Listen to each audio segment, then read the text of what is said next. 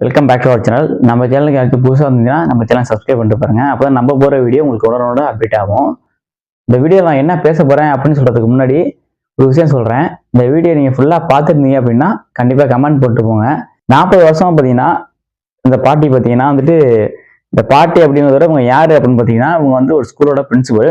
ஸ்கூலுக்கு பக்கத்தில் பார்த்துக்கிட்டிங்கன்னா ஒரு ஒயின் ஷாப் வந்துருக்கு. கிட்டத்தட்ட 40 வருஷமா அந்த ஒயின் ஷாப் மூடுறதுக்கு இந்த பாட்டி எவ்வளவோ ட்ரை பண்ணியிருக்காங்க, முடியலை. இப்போ மக்களால் தேர்ந்தெடுக்கப்பட்டிருக்க விஜய் என்ன அப்படின்னு சொல்லியிருந்தாரு அப்படின்னு பார்த்தீங்கன்னா ஸ்கூல் பக்கத்தில் இருக்க வழித்தடங்களுக்கு பக்கத்தில் இருக்க ஒயின் ஷாப்லாம் மூடணும் அப்படின்னு உத்தரவிட்டாங்க.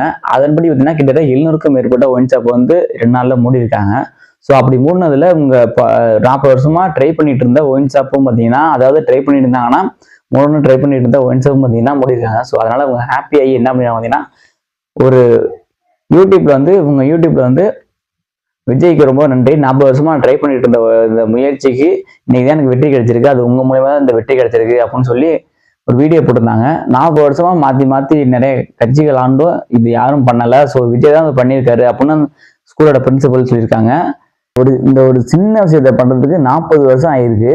ஸோ விஜய் தான் அதை மூடணும் அப்படின்னு அந்த பாட்டி மேலும் சில கருத்துக்கள் சொல்லியிருந்தாங்க அந்த வீடியோல. என்ன அப்படின்னு பார்த்தீங்கன்னா விஜய் மக்கள் நம்மளால தேர்ந்தெடுக்கப்பட்ட ஒரு முதலமைச்சர் அப்படிங்கிறனால அவர் சரியான முடிவுகள் நிறைய எடுக்கணும்.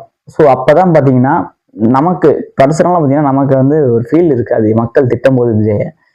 ஸோ அதனால பார்த்தீங்கன்னா அவர் நல்ல நல்ல முடிவுகள் எடுக்கணும், எதிர்பார்க்கணும். நல்ல முடிவு தான் எல்லாத்தையும் எடுப்பாரு அப்படின்னு அவர் இது வரைக்கும் எடுத்திருக்க நடவடிக்கை எல்லாமே மக்களுக்கு சிறப்பாகவே பயன்பட்டுருக்கு. மேலும் அவர் எடுக்கிற முடிவு எல்லாமே மக்களுக்கு பயன்படும் அப்படின்னு நம்ம நம்புறோம்.